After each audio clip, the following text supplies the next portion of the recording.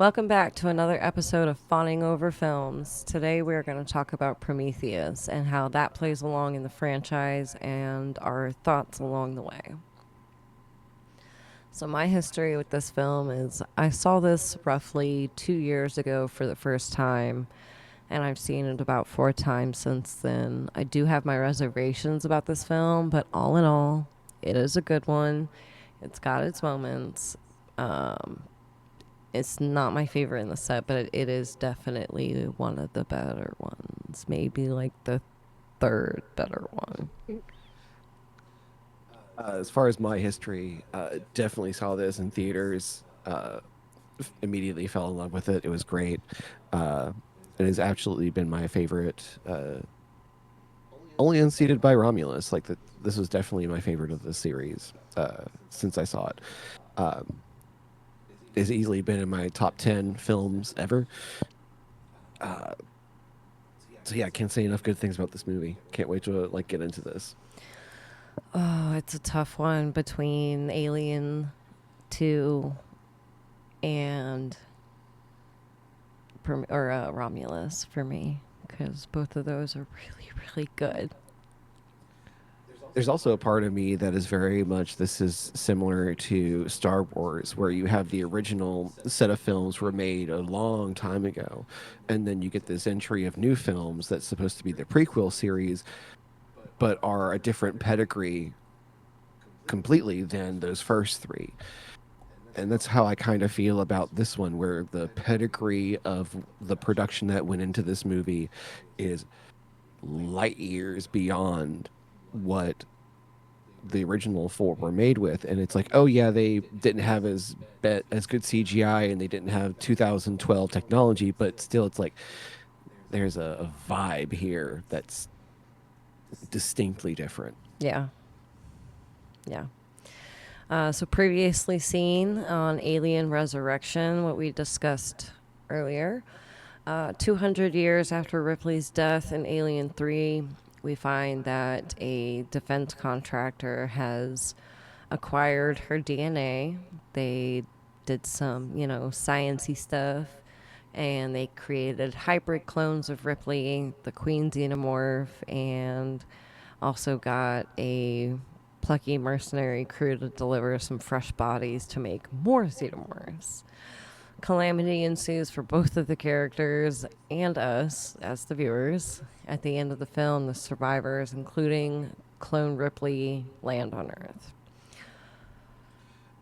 But instead of continuing that journey, we go from the year 2381 all the way back to 2093, which was effectively 288 years from that point. Uh, and also, funny enough, 68 years from now. Yeah. All right, so let's get into the rundown of this film. We open on what feels like kind of intro to Planet Earth, like that nice soothing music and like these wonderful long panning landscapes, just absolutely beautiful. Uh, of note, nothing's growing. No birds are around. No bugs are around. It's barren place. Uh, I also want to note here that when I originally saw it in theaters, 2012, most theaters only showed movies in 1080p resolution. I have not watched this film since I upgraded to a 4K TV, and oh my goodness. If you have not upgraded to 4K or Blu ray yet, please do, because just for this movie, it's worth it. It is gorgeous. I do have to agree with that. It is very breathtaking. And even like the frame rate is better because I remember the panning shots being a bit slower, but in the 4K and with this TV having an adaptive fresh rate, it just looks so crisp. It glides. Yeah, like it not even glides, flies. Yeah. I like my word better.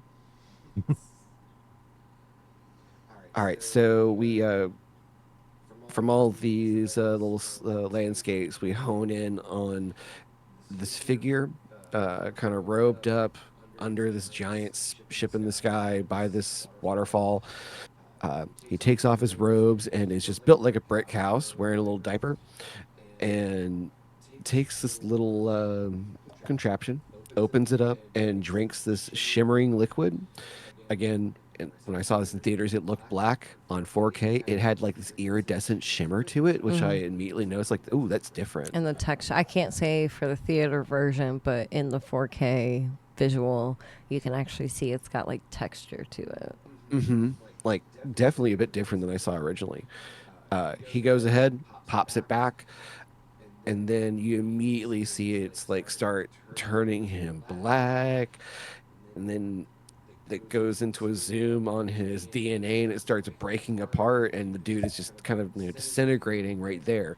The ship flies away, his body falls into the waterfall, and you see like his kind of like his DNA meshing with what is there, or like it's given, and then you get like the movie title Prometheus, so it's kind of like, oh, he was giving this planet the spark of life, kind of like Prometheus gave humans fire. So I was like, okay, we're wearing the themes right on our sleeve for this one. I do think the visuals are very, very gorgeous in that sequence of events, but I am very confused about how they're trying to portray this. Was he meant to be a sacrifice for the planet, or was he a test subject to see how it worked? I mean, he's definitely sacrificing himself for creating this planet. Whether or not it's a test is kind of maybe. They don't say what planet this is. Like, it could be Earth, it could be somewhere else. Which, speaking of which, we go from DNA replicating and cells replicating in the opening title to someone poking a hole in a cave. And it ends up being one of our main characters, Dr. Shaw. Oh, no, wait a minute.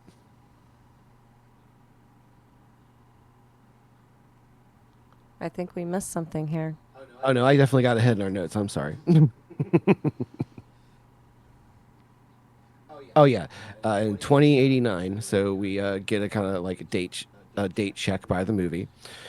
Archaeologists Elizabeth Shaw and Holloway discover this star map that's inside a cave that's in these islands off the coast of Scotland. And they're kind of looking at this going, are you sure this is related? Because it's a place, the last time we found these, it would have predated this by a millennia. And they're like, no, no, no, this is definitely a coincidence. We need to, like, this is an invitation. We need to go here. And then that's where we flash cut again to the distant future. We get a in stasis flashback where Shaw is with her father in some jungle setting. Like, he's definitely like a doctor or a scientist somewhere out in the jungle. And someone in the place they're staying has died. So little Shaw is asking her dad, like, what happens when you die? And dad is getting a bit like, you don't want to be too forthright with your kids, but he is kind of like talking to her as an adult. And he's like, it depends on what you believe. And again, we're getting the themes of this movie worn very they are on the cuff of the sleeve. Like, we haven't gotten even to the elbow yet, and we are already seeing, like, okay, this is what this movie is going to be about. So the dream kind of like fizzles out, and then we get to meet David, played by Michael Fassbender, and oh my God, he just I want to point out before we get any further Mhm. that David was wearing a helmet and looking over Shaw's cryopod Oh yeah, during. he was definitely looking on these dreams. Yes, I just wanted to make that a little adjustment that he was in fact invading privacy of some sort and looking into her dreams. And why you got to be creepy like that, David? Prying into dreams like that. It, Well, you got to kind of wonder, was he looking at everyone else's dreams? well, they should have told us that. Yeah, like you kind of got to wonder, like, was he peeping on everyone's dreams, or was it specifically Elizabeth? I don't know. I think he had some clues for her from the Oh start. yeah, no, his focus is definitely on her, but which is weird to me. I've never really understood it. Even with this watching, I'm like, I can see why he would be fascinated, but I don't like. It's not necessarily grafted to me of like what is driving this man to this like what is driving these two characters together. Right. Um, so after David's doing his little peeping dream thing, we get to see a day in the life of David while he's going around the ship, uh, playing basketball, riding a bike and playing basketball, uh, watching old movies, and just kind of like, I would assume an android does to like learn how to be more human. I don't know. It's way too human for an android to be programmed that way. I do not like it. Passive absorption.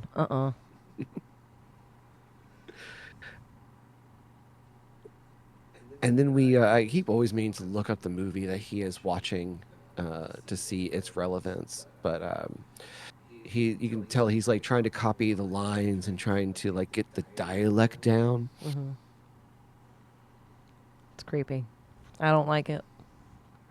They gave him too much autonomy. On a scale of Ash to Bishop, where do you find David? David has surpassed Ash. David is just a jelly ball of evil or a milk ball.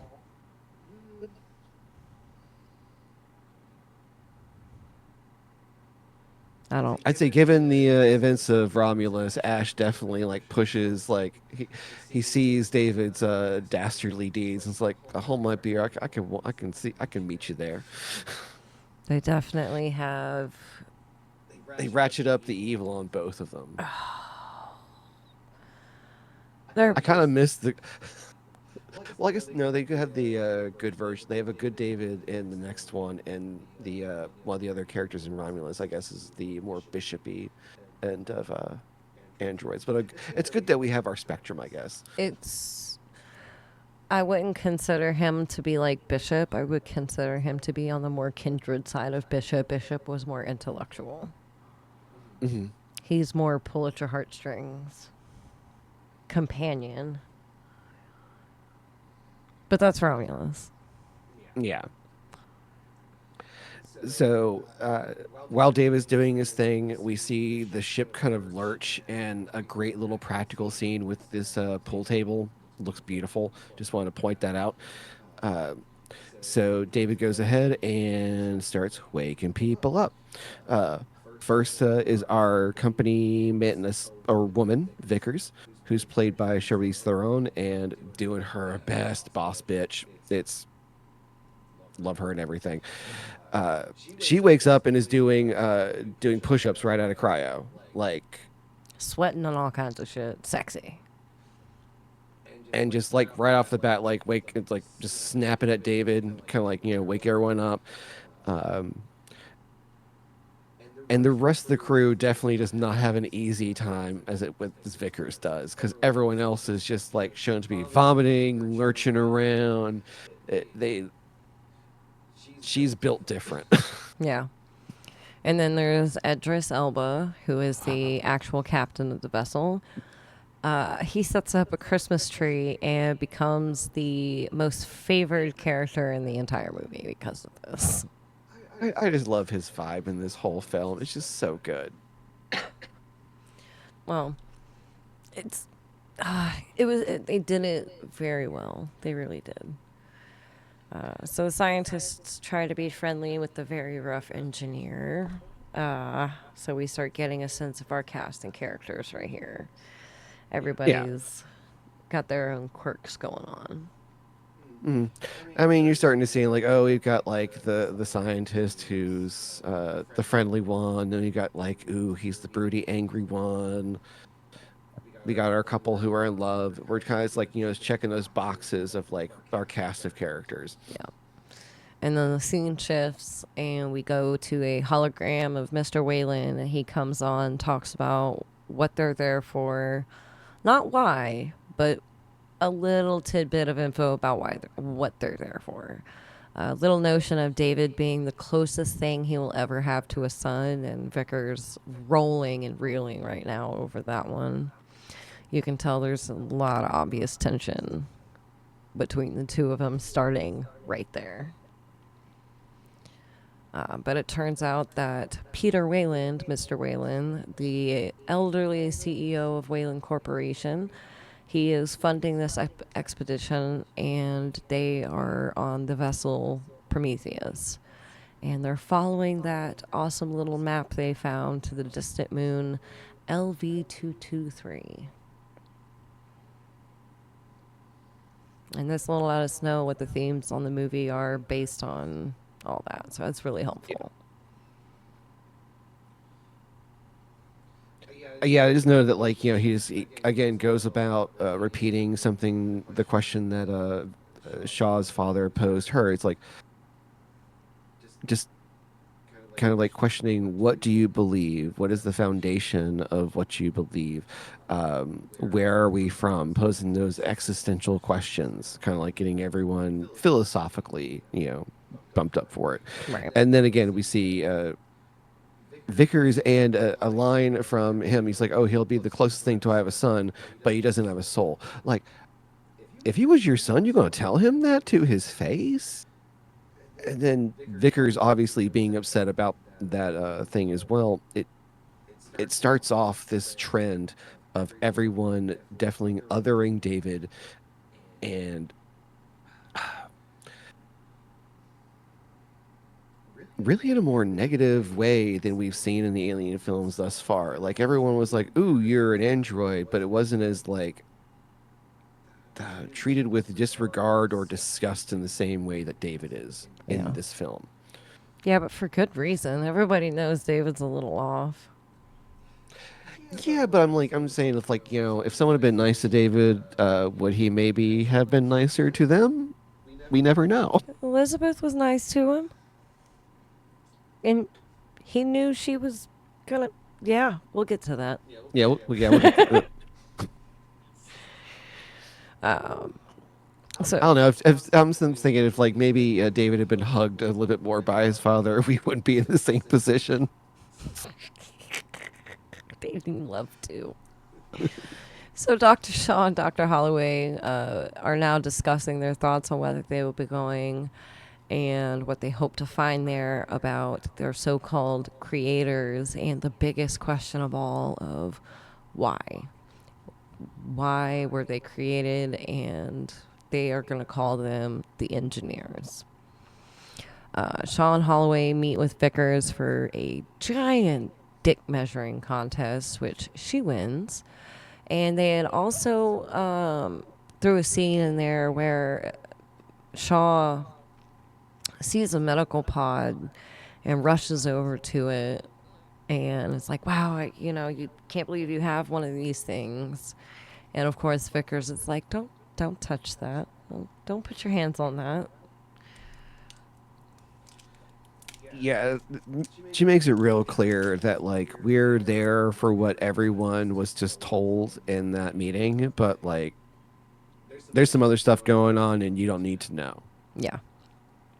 So we get a little bit of foreshadowing of this medical pod. And we also find out that Wayland has other intentions for what they find. And Shaw and Holloway are to their face told that they'll be kept in the dark, that they are not going to know what exactly is going on. So Prometheus enters the atmosphere and starts to get a gauge of the planet. After looking at some particular rock formations, Holloway directs them to land on a barren, like really nice, pretty, barren, mountainous surface near a large artificial structure.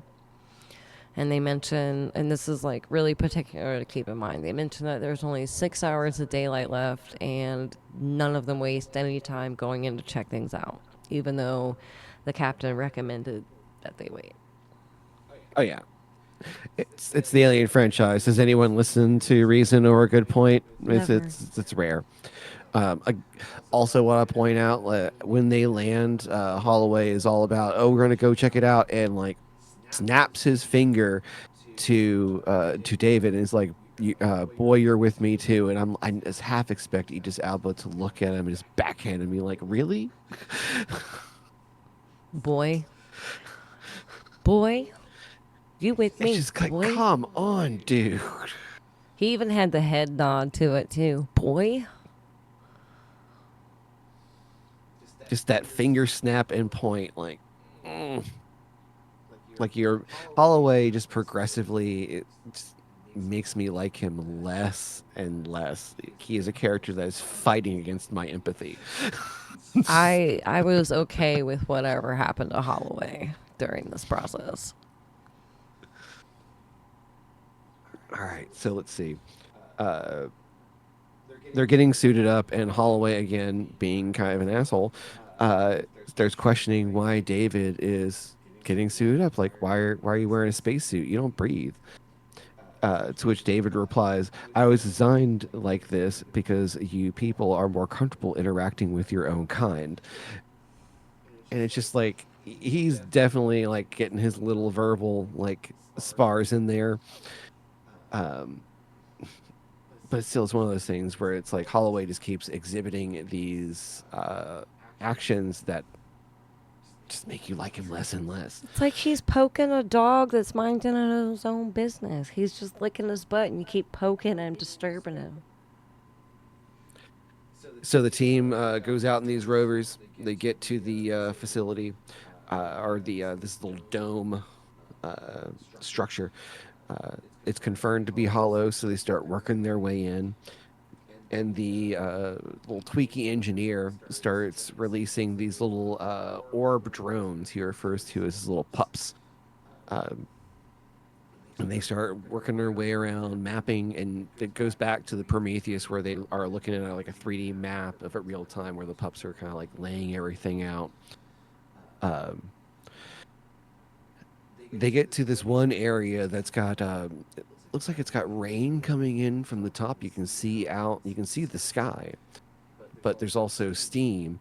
And they start doing some atmospheric checks, and it turns out there's oxygen there, and almost fresher than it would be on Earth. So what does Holloway do? Of course, pops off his helmet, takes a deep breath, and doesn't die. So everyone follows suit.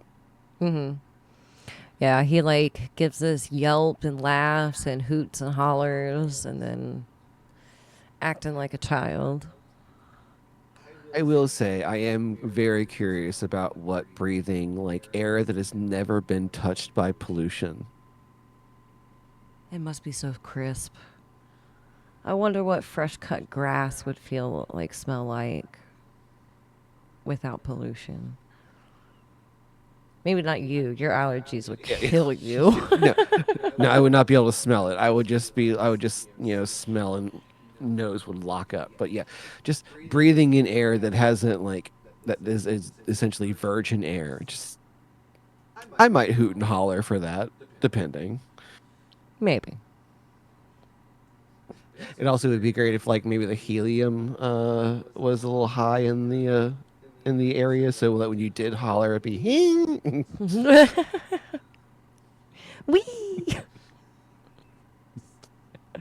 the planet I want to land on, where everyone just sounds like me. That would be great. So David starts seeing these kind of cuneiform looking inscriptions on the walls and like a doorways, and everything's covered in like this weird goo. But under when he inspects the goo, it looks like it has like an electric charge. So he starts like working his fingers around and ends up triggering some sort of hologram that's a recall of the last events of what happened.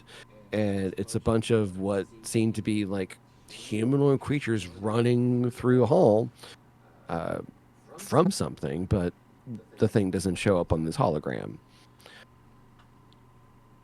So they end up following the way that these characters are running, and end up finding a door that has a decapitated body in front of it. Yeah.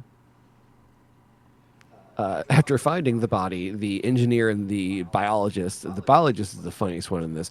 They're like, "Fuck this, we don't like it. We're gonna go home." Um, when The geologist is he is something else. Like he acts like he is off of his drugs. yeah, just being way more aggressive than he really needs to be. And then again, the biologist who alien dead body, and you're not interested. Milburn, that's his name. Yeah. So the two of them, like, start making their way back. Uh, and I think it's confirmed by Prometheus that like the area they're in is over 2,000 years old. No, Shaw did a test Oh, on the body, okay. and or the it was either decapitated. No, it was the body, and Yeah. they discovered it was 2,000 years old. It has been dead for at least 2,000 years. Okay. And then David gets the door open and reveals the decapitated head. And they also, when they open this door, realize that this room is filled with cylinders or like these capsules of some kind. Tall, sleek, black, shiny. And there's a giant statue of a humongous head. Like it kind of looks like a human head, resembles it. And that's in the center of the back of the room. Have you ever opened a door to a room and like peeked in and immediately go, "I do not want to be in this room," and immediately shut it? That would be one of those moments. Yeah, no, this was it for me. I would have seen like the giant head and the canister's been like, "Nope," and just shut that door. But of course, David's got to be super nosy and investigate all the cylinders. And he sees, like, he's looking real close at the top of one of those cylinders, and he can see that it's like kind of like a lava lamp. Like you can see like the bubbles, and it's like slightly moving and like dancing, if you will, on top of the container. And Shaw determines at the same time it jumps scenes, and Shaw determines that the body of the engineer and it has to be an engineer body. Like that's what they determine.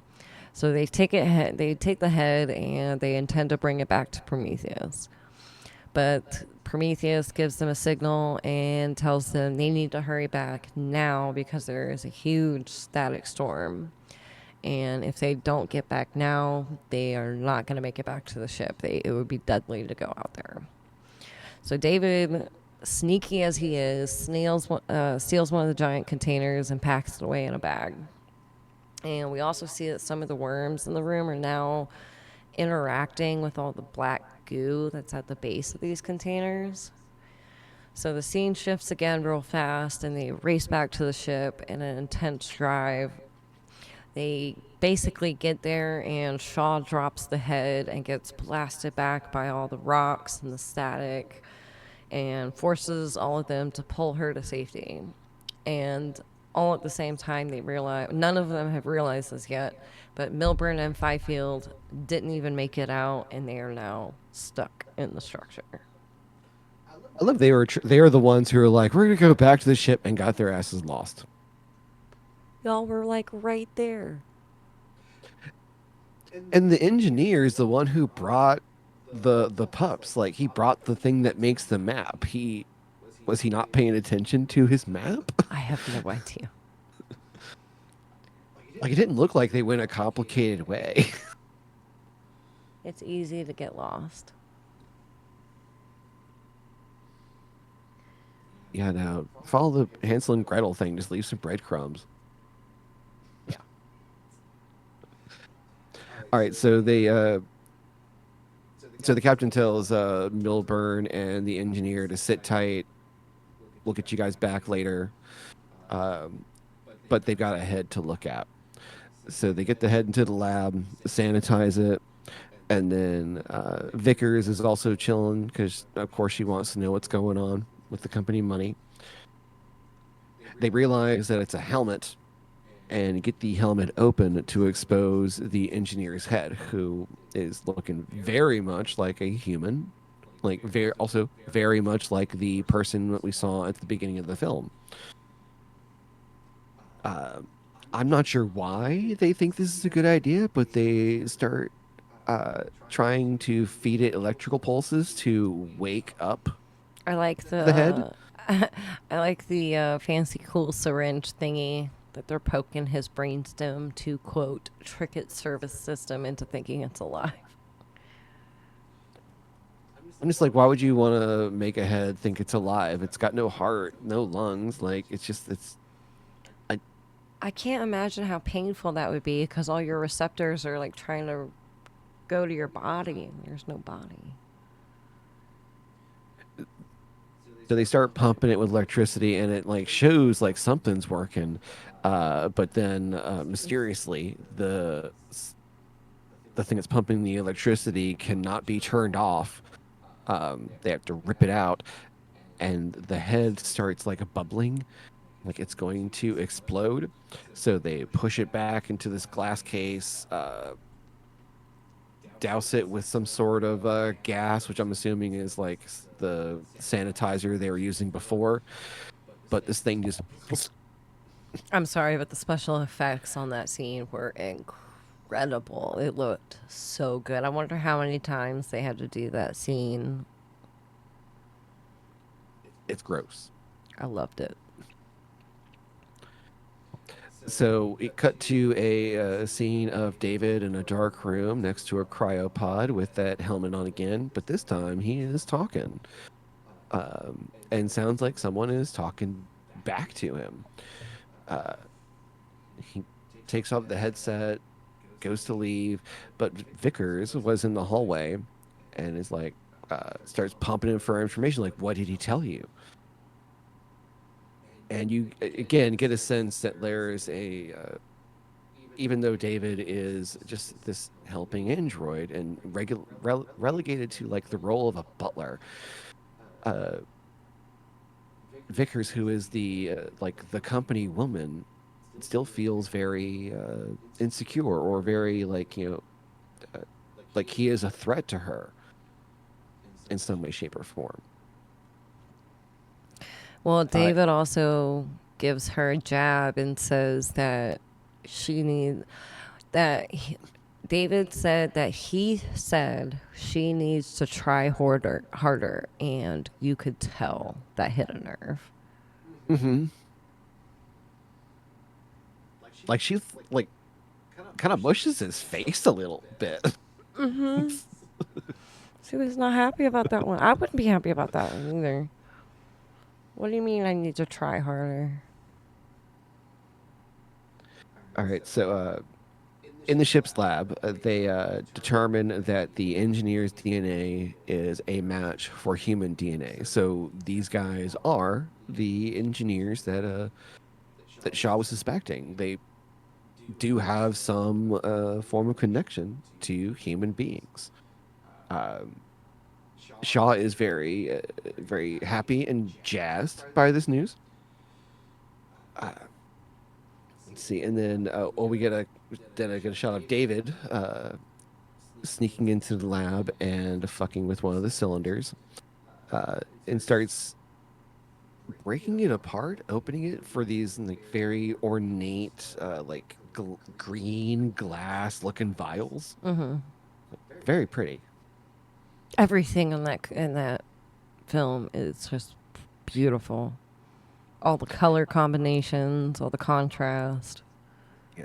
So like in the vials, you see like this black, uh, like there's clear liquid and like a layer that's black, and you can see it mixing with that.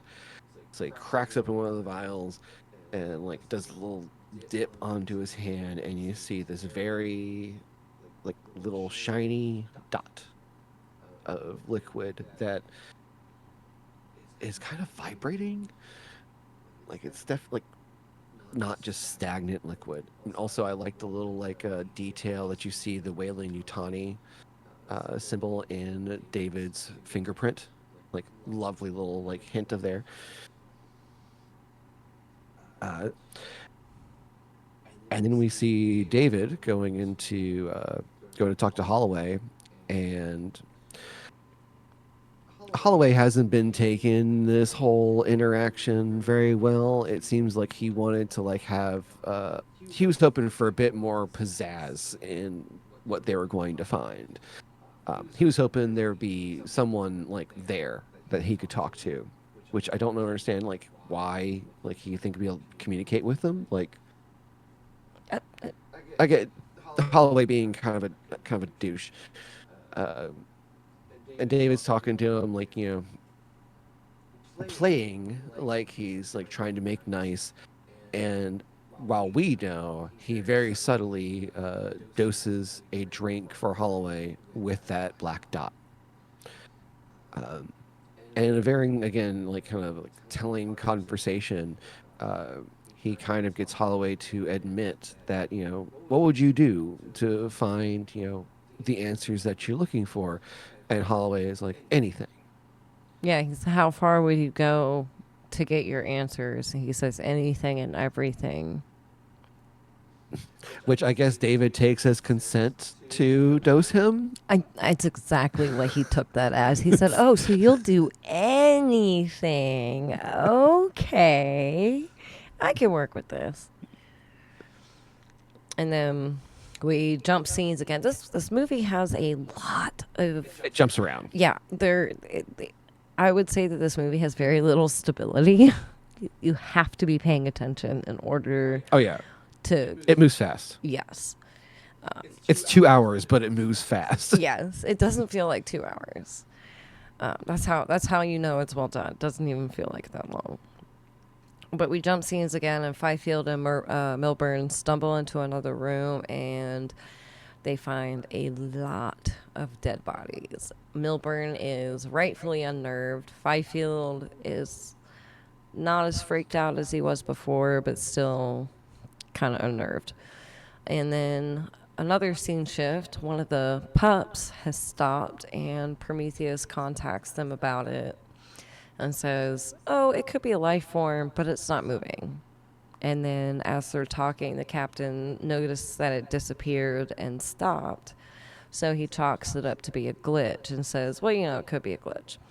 Well, that's not likely because, don't worry about putting your team at ease while they're in an unknown foreign place where He don't give a fuck about those two. He is unbothered.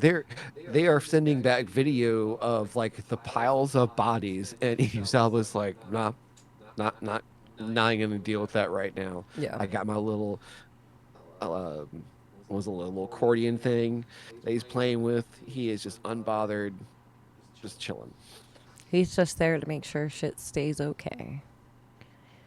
But again, another scene jump. And shortly after all that, Shaw shows Holloway the DNA, and they get it really excited, and their excitement turns into pleasurable excitement, and they have sex.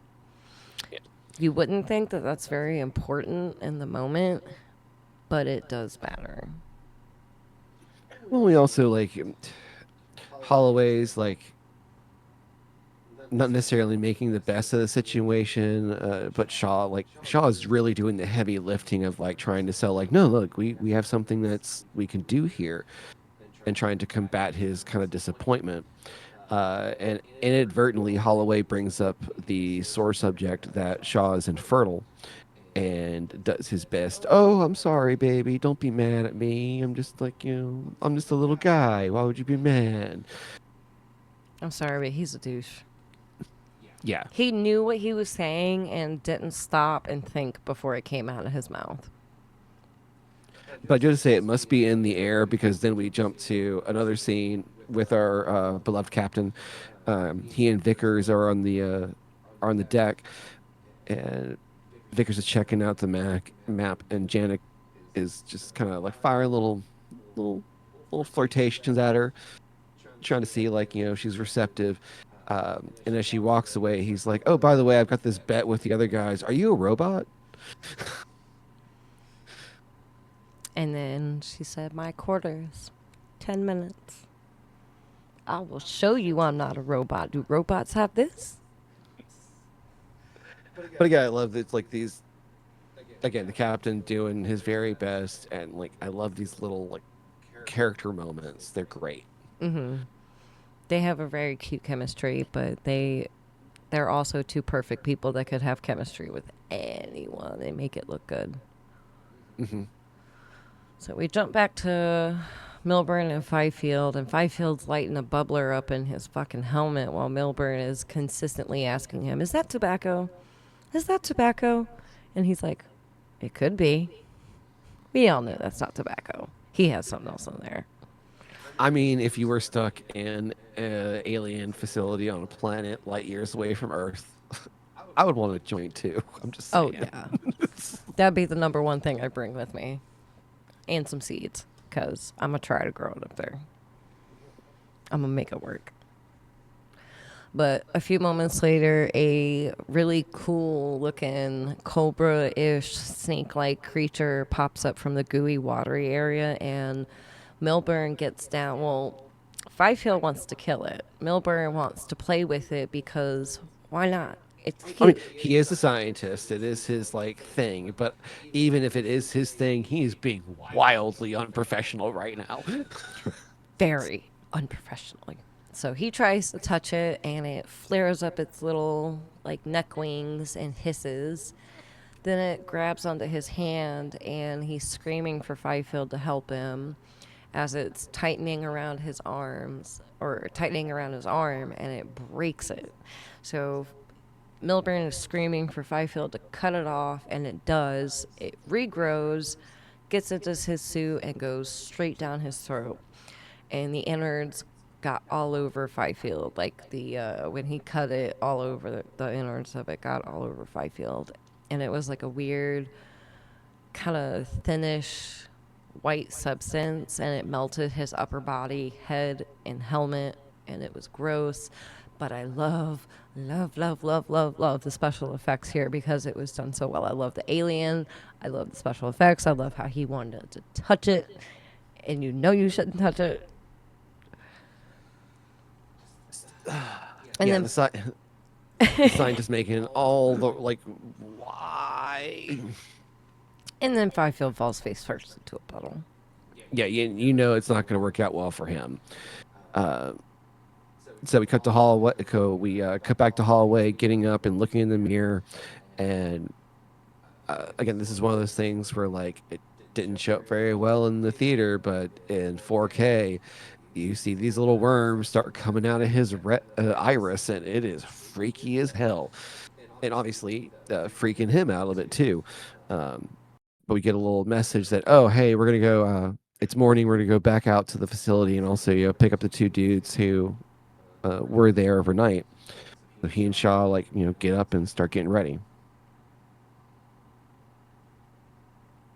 And then we oh yeah, and at the scene David volunteers to go find those two guys and hunt down the source of quote unquote the glitch.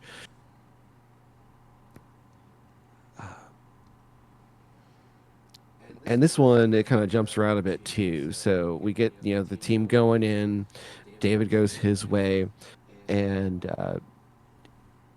Vickers is kind of like tagging in, looking at his visual, and he gets to this room, and it's full of the vials that he has stolen. And Vickers starts going, "Hey, what is all of that?" And David just goes ahead and turns his little feet off because he's a cheeky little asshole like that. Because David was made that way. So the other team end up finding Milburn's body, uh, but it is notable that the other guy is not around. And then we also notice that as we're trying to check out Milburn's body, Holloway starts exhibiting some symptoms like his skin doesn't look great. He's starting to like get a little sweaty, and Shaw starts freaking out. Yeah, Holloway keeps saying, like, tell me what you see, tell me what you see. And Shaw's like, it's not good. It's not good. Like, what else are you supposed to say? Like, I'm sorry, dude, you look like you're dying. All of your veins have turned black. I don't know how else to explain it. So, all while that's happening, the snaky creature jumps out of Milburn's eye while they're looking at his body. And fun fact here, Scott was the one working on the eel wires and did not tell Kate Dickey, I can't remember her name, but it was one of the scientists that was checking out Milburn's body that this little eel snake jumped out of. Her scream was a legit scream. Like, it flew out, she screamed, and I love it because they're continuing the aliens tradition of don't tell your actors that they're about to get fucked with for entertainment because this is going to be perfect. And I'm then surprised they haven't gotten in trouble for it already, but like you can't keep doing this to people. I do it. That's how you get an authentic reaction. You want the best actors? The best acting is what do they call it when you act on the spot? Yeah, but then you get people like Tippy Hedren. You can't go too far. So the scene shifts to David. He's in this big control room and sits in a giant fancy chair meant for one of the engineers and triggers a what looks like a memory log where he's learning how to operate and use the machine, like he's just following along what they're pressing. And he has his own fun little moment playing around in the hologram, looking around at the stars and the planets. And then at the very end, he notices the planet at the very end of the sequence was Earth. And all while this is happening, Holloway's getting rushed back to Prometheus, and Vickers is like, no way is this coming on board. I don't know what he has. I don't know what's wrong with him. He is not coming on board. So she grabs a flamethrower and she's like walking out of the fucking ship. And there's a lot of begging, there's a lot of screaming happening with Shaw, and Holloway tells Shaw he loves her and starts walking towards Vickers with his arms up saying, just do it. Do it. Just do it. And Vickers just lights him up, burns him to death with a flamethrower. And you can see, like, even she is like, even though she came out like on her face, like, fuck around and find out. I don't think she was ready to find out. Nope. She did not. I mean, watching somebody burn to death is not exactly a pleasurable experience either. I mean, burned to death, and also like burned to death while being killed by an alien contagion. So, seeing jumps again. And later, a medical scan reveals that Shaw, even though she was infertile, is now in advanced pregnancy, 3 months pregnant. And David is preventing her from seeing the fetus, saying, no, I can't do that. It's best if you don't look. And so I guess David gave her something or it wore Oh off. yeah. Oh, that's right. Oh He yeah. did. He did, right in the thigh. Yeah, he was like, "Here, look, you need to go back to Betty Bye," and knocks her out again, and then she's kind of woken up by the other two scientists. Yeah, they assume that she's knocked out and they're claiming to get her ready to put her into cryo sleep. So she jumps up, Shaw jumps up and starts fighting and runs. So she finds the medical pod in Vickers' quarters and is pressing buttons saying, I need a cesarean. And it says that this pod is only calibrated for male humans. So she programs it to find a foreign body in the abdomen and says, like, get it out of me now. So she got a couple syringes. I'm assuming those are like painkillers or antibiotics. And she gets into the pod and she is watching her surgery happen in real time, spraying the anesthetic on, laser beaming her stomach open, right through her muscles, right through her uterus.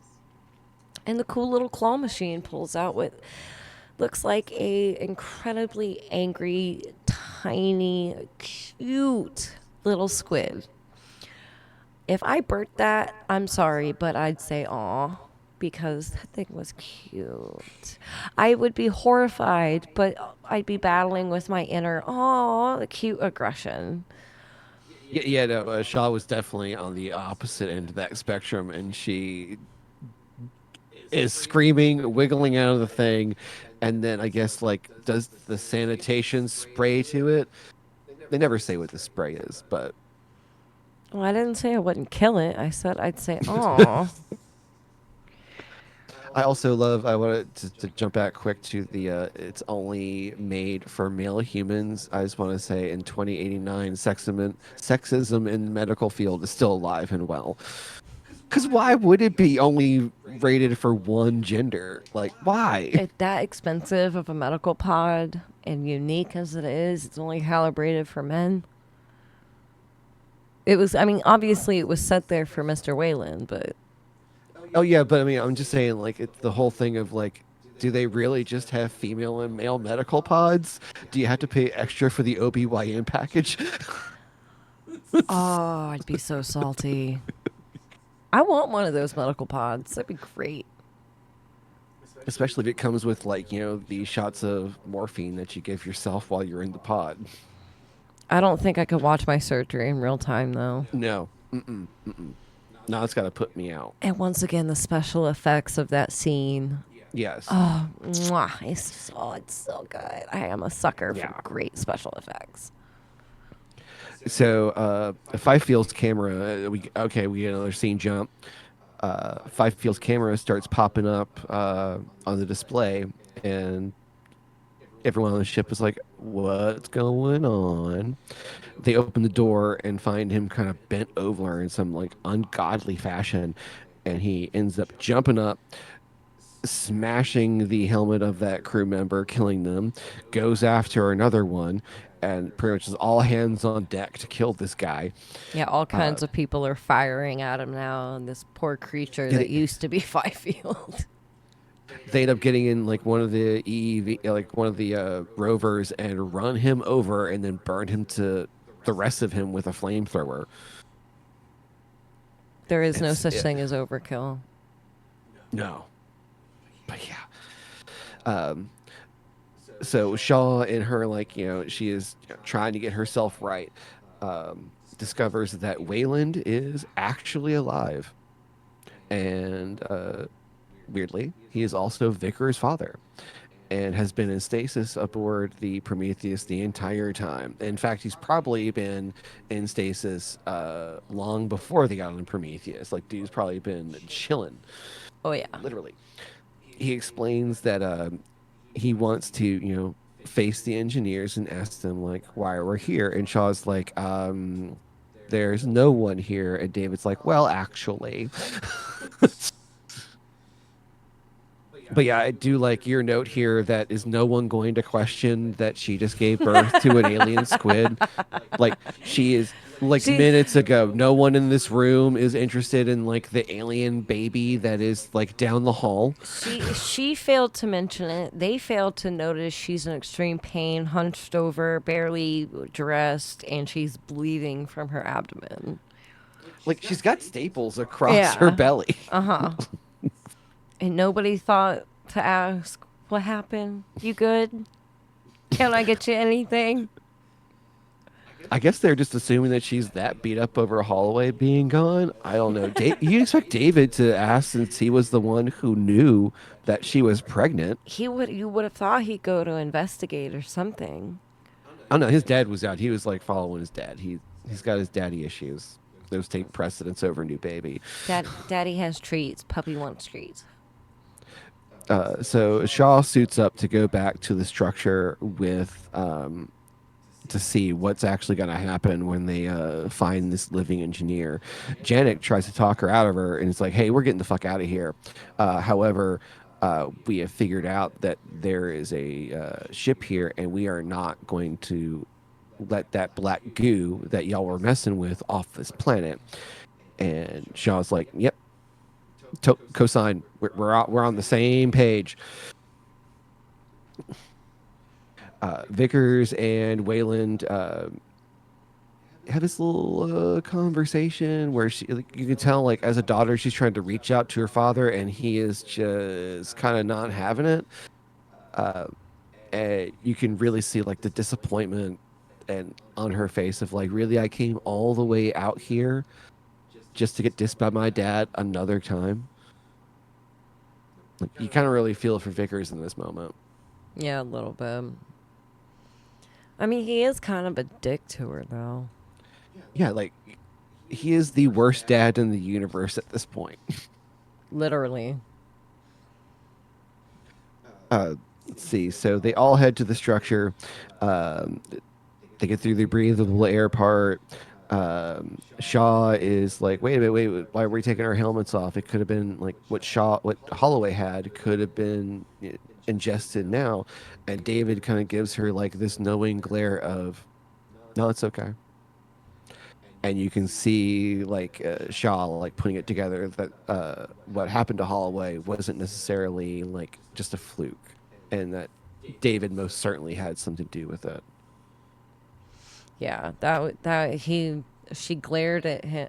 He glared at her, and that's the moment she knew he did something. Yeah.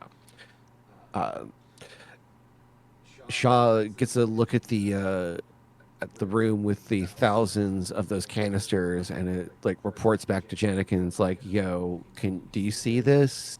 It, like, there's no leaving. We have to stop this now." They make their way into the control structure, and David goes ahead and wakes up the engineer, who is not necessarily happy about being woken up. Like, he's David's probably trying to talk. very scared, confused, shocked. Well, I mean, most of the time when people are coming out of stasis, they're either throwing up, like definitely groggy, or like Vickers doing fucking push-ups.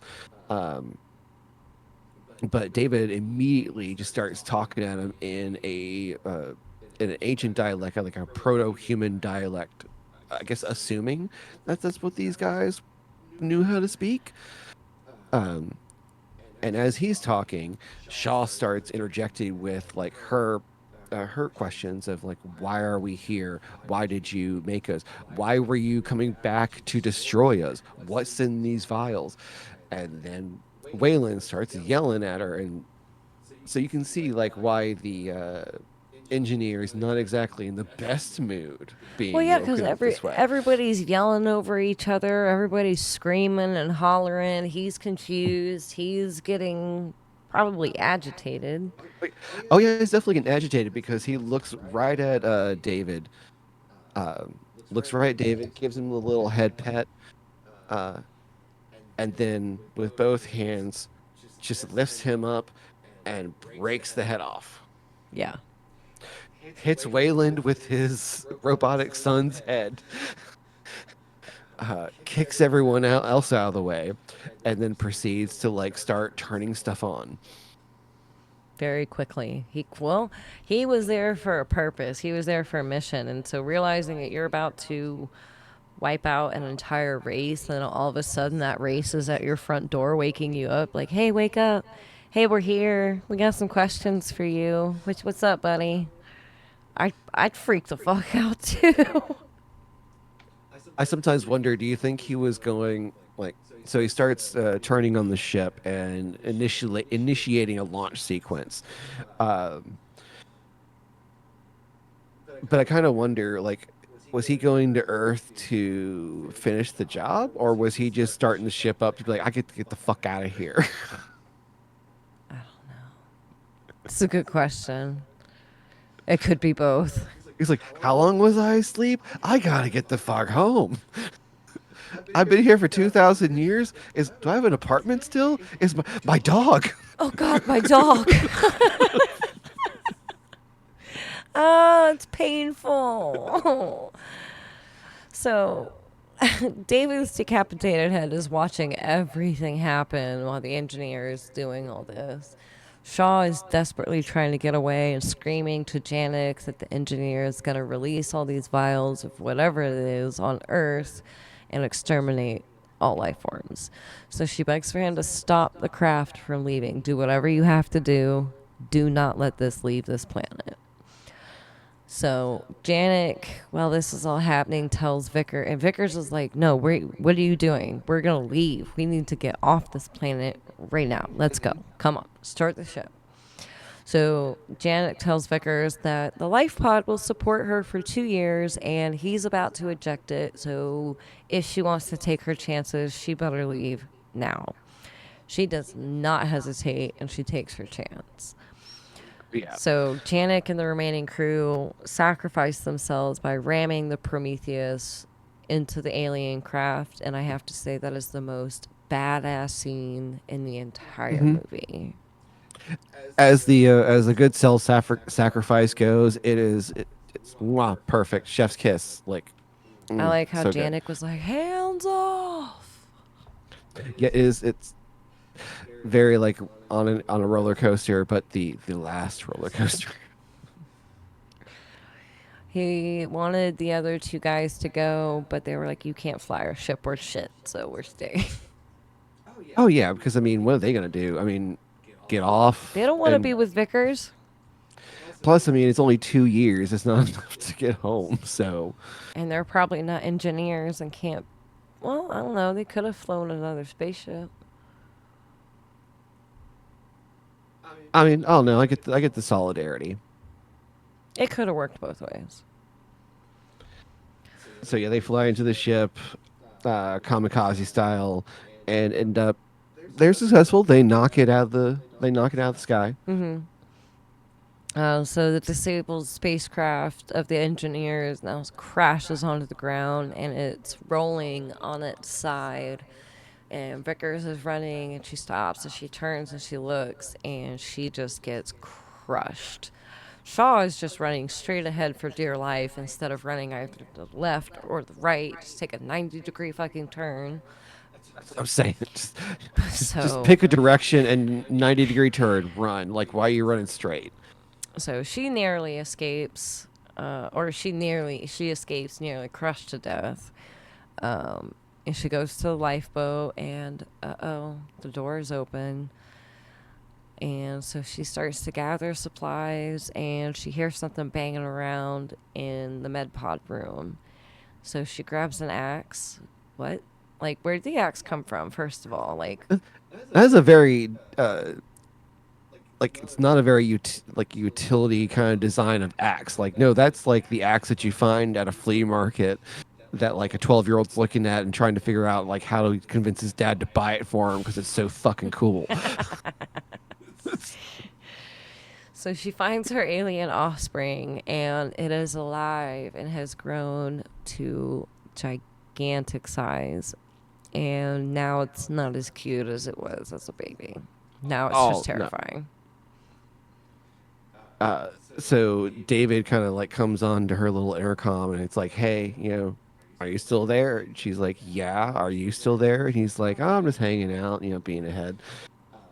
He warns her that the engineer is like on the way to her and he is unhappy. Now, I have to kind of question like, one, why is he unhappy with her? She How was the did one he who, know where she was? yeah. He was in the ship. That is a big ass ship.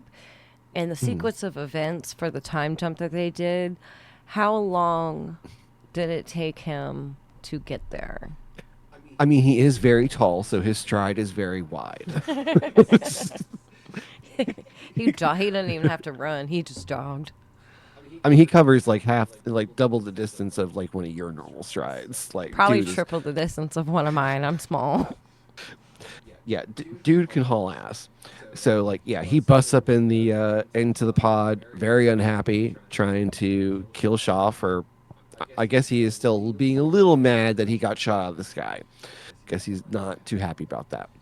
Um, but Shaw immediately just like opens the door and the squid grabs mostly the engineer. Like it's kind of got a little grip on Shaw, but she kind of wiggles away, and the squid alien ends up fighting the engineer and sticking part of it down its throat. and you see it like just put him on the ground very gently, and like You could see there's the moment the egg went into that body. yeah, the squid releases and gets comfortable in that that post coital moment. I'm so sorry, but that is another epic scene and one of pure horror, even from an alien standpoint. Because, It had like 8 mouths. uh huh, it was almost like a starfish, but Hmm. instead of a beak in the middle, it was a long, Like pointy teeth. like an yeah, but it also had an ovipositor. Oh yeah, that little that thing that went down his throat. Mm-hmm. The alien, like like they have the mouth, the double mouth, but this is more like a mouth penis. Think Cobra Alien, but Oh. tongue. Oh. So Shaw makes her way back to David's remains, and immediately asks, "So where's my dad's cross?" And he's like, "Oh yeah, it's in my belt." Why is it in your belt? Why was this on you, on your person? You didn't need to have that. Uh, so she ends up taking David's head and body because he can sense or knows where other ships on this planet are, and they can get away. David's all about going back to Earth, but Shaw, is all about no. We need to figure out where these guys came from. And David's like, "Why would you want to go there?" And she's like, "I have questions, and I'm going to get my answers." Like, she is on a mission now.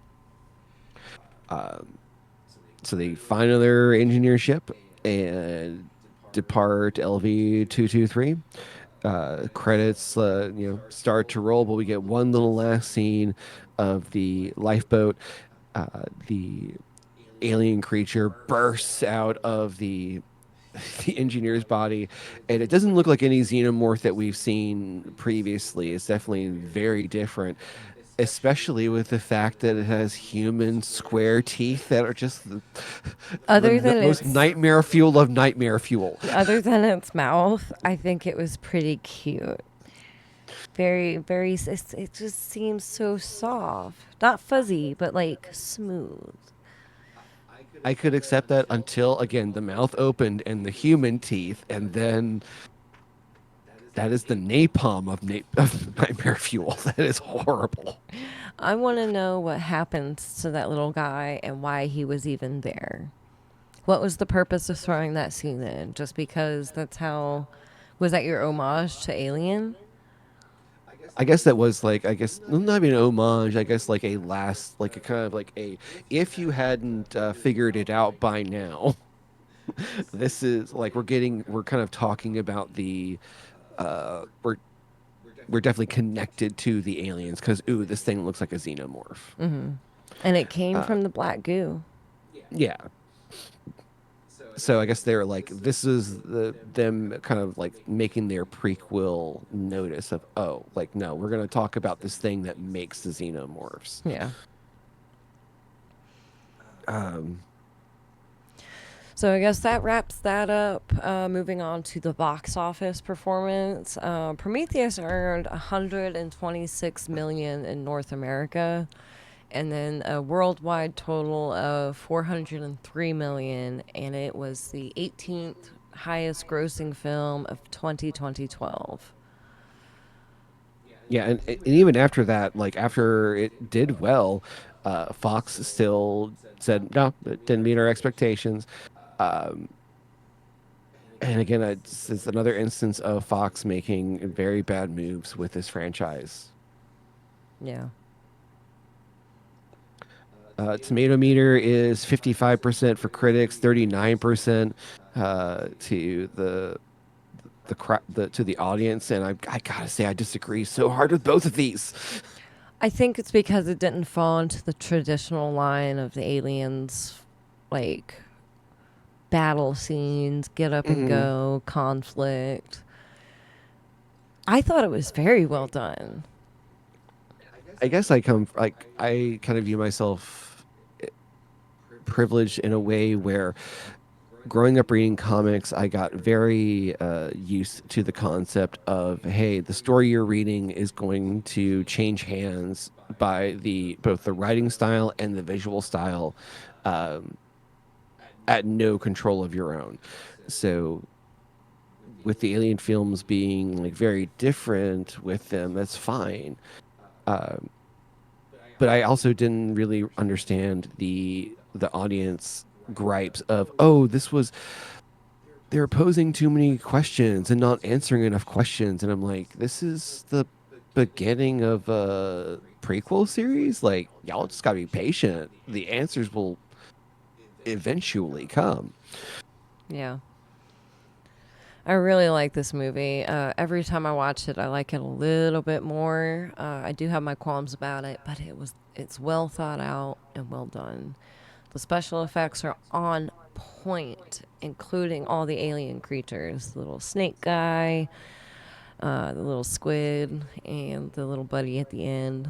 Um, I wish there was more details and explanations of all the creatures, but they were still perfect. Minus the last one a little bit because why, and where does it go?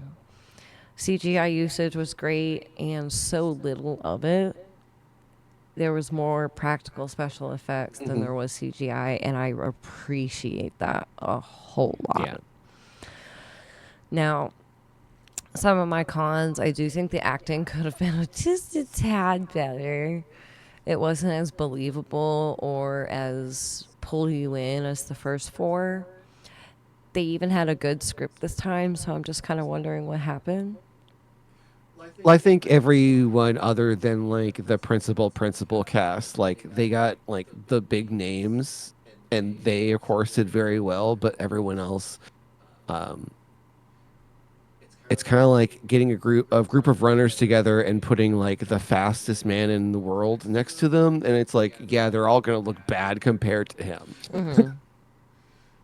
So yeah, you've got Charlize Theron and Idris Elba just acting circle, and Michael Fassbender just acting circles around everyone. Shaw's actress uh, did a fantastic job, and I will say, for as much as I hate Holloway, that's an excellent performance on his part for making me hate him that much. That's a good point. That's a really good point. Like he earned that hatred. My general thoughts, again, my first note here is Michael Fassbender. Like, if you are a fan of this actor, this film cannot be skipped. He is doing such good work in this movie. Everything he does just steals the scene. In comparison to previous films, I like that this one goes for a more cinematic approach than the previous ones did. Um, Even James Cameron, like as we know, as a cinematic filmmaker as he is now, uh, didn't even come close to like kind of reaching these heights with his version. This is something distinct in the series and was a breath of fresh air uh, coming into this in 2012. And honestly, by the end of this movie, I can take it as a standalone. I think the questions it poses are teasing enough that you can kind of put your own little headcanon together if this never got continued. Mm-hmm. Even though it definitely is broadcasting that it's probably going to do a sequel, um, I do think it kind of stands on its own. It's like you could just watch this in a vacuum and it's a fantastic little story. Yeah. Pros, literally everything. I can't, like, it's hard for me to be like define like things and not be like super nitpicky about them. Like, so I this movie is great to me. The cons, I will say, one of the things that kind of bugs me on rewatching, especially with rewatching the series that we have just done, is you start to see like the commonalities of like little things where in the first Alien, Ripley didn't want to let him back on the ship for, quarantine reasons. They kind of mimic this with Vickers. Uh, David seeming like a nice alien, but then having the very ash, like nature. It's again coming back to another like they keep kind of recycling these little things that again you associate with the Alien franchise and is like it's very meant to connect, kind of like Star Wars and The Force Awakens. A lot of that movie is Easter eggs to kind of re-energize the fan base, and I just don't think they had to do that here. No, I don't think so. So yeah, how are we grading this film? I'd say at face value, I'm giving this a solid 9. What about you? Yeah, definitely 10. At a, at a deeper value, I'm also going to give this a 9. I'll go with the deep value as 9 as well. Like it's almost a perfect hitter, but at the same time, again, I'm going to blame Fox for my problems with it. It's always Fox's fault. Does this one take you out of your seat? Mhm. Yes, Okay. there there are moments where even in like the original 4 did not take me out as much as this one does, and it like it's the caliber of filmmaking that does it. Right. I'd have to say 6 out of between Resurrection and this one. This one takes me out more. But at least I'd watch it again. I'd give this a 9 out of 10 to watch again. Oh yeah, 10 for me. I've rewatched this movie so many times, and we'll rewatch it again in the future. I will never turn down this movie. Good to know. All right, so coming up next will be Alien Covenant. We'll talk about that one next time. This one wasn't billed as direct sequel to Prometheus, but it most certainly was. Like it, Yeah, no question about it. It has a lot of relevancy. yeah. And again, we're gonna continue the Alien franchise as like having a good, strong first step, and then the second step makes you kind of fall flat on your face. Yeah. Sorry. So thanks for listening. And if you've made it this far, then like and subscribe for more content like this. We look forward to seeing you here next time. And that wraps things up. Have a good Have a great one. one.